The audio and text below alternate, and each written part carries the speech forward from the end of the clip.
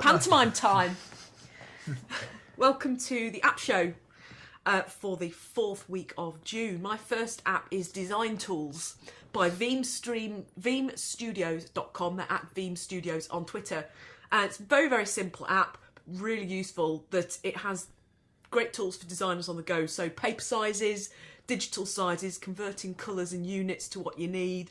So that colour converter does pixels, millimetres, inches, converts points, and also you can put one of the little converters is for the golden ratio, so you can put the size in and it'll tell you 4 related values of where you have that little squirrel thing on you. Okay. So nice little reference tool, because I can never remember whether something's A6 or A5 or 108 DPI to whatever. Never in a million years. My app this week, my first app, is Instatag. Instatag is the quickest and easiest way to tag your Instagram photos with the most popular relevant tags, so you get more likes and more follows. The only reason why I like this is that you can set up your own little lists.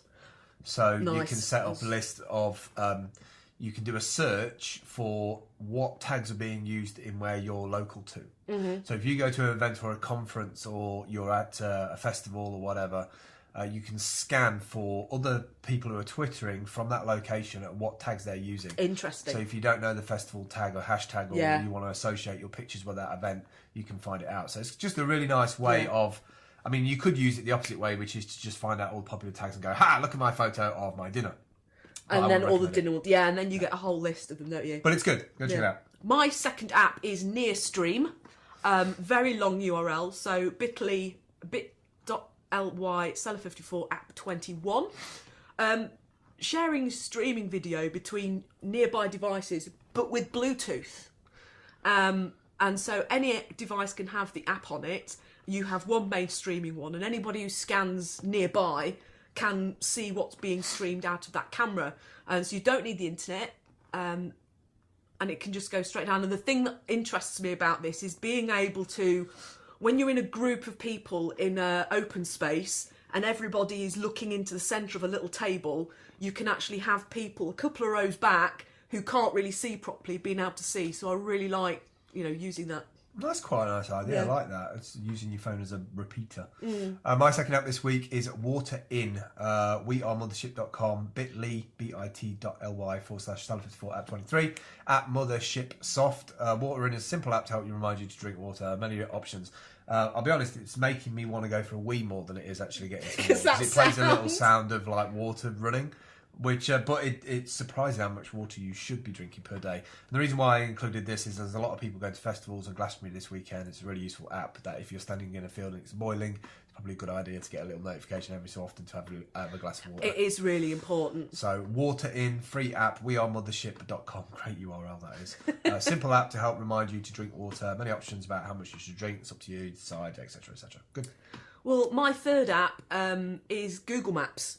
Nice. Which is quite a common one. I've probably covered it before, but I've recently come back from Copenhagen and I was trying to test, tourist maps, all sorts of maps that I downloaded for free. But in the end, the one that I ended up using was Google Maps. It got me all the public transport that I was out there. It gave me walking routes. And most importantly, it only needed minimal connectivity.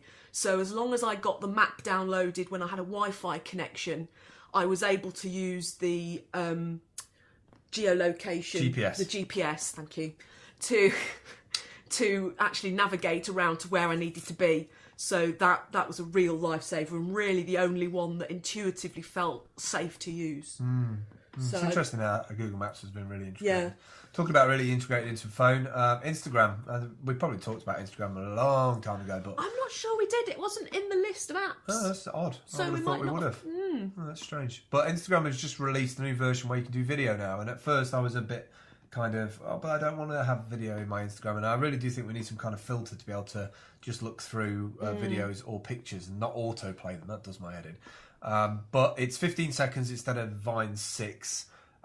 Think of that as you will. They don't loop, they pay 15 seconds. I kind of like it. I kind of like the idea of, because I've got iOS 7 beta on here, Vine doesn't still work at the moment. So having a video program that works, that is one of my native go-to everyday apps. So that's the same as Path, isn't it? It was Path. Yeah, I've used Path less and less now, to be honest. I don't know why that is. I've not really thought about why that is. I might use it again at some point, but That's it for this week. We will catch up with you next week. Don't forget to subscribe, get in touch. Also look out for the Pie Street project, thepiestreet.com. Going in and around different places around Nottingham, going into Hartley's, S22, Igloo, Creative Quarter HQ, and going into that Lace House probably in the next couple of weeks. That's it for appshow. Catch up with you soon. Bye. Cheers.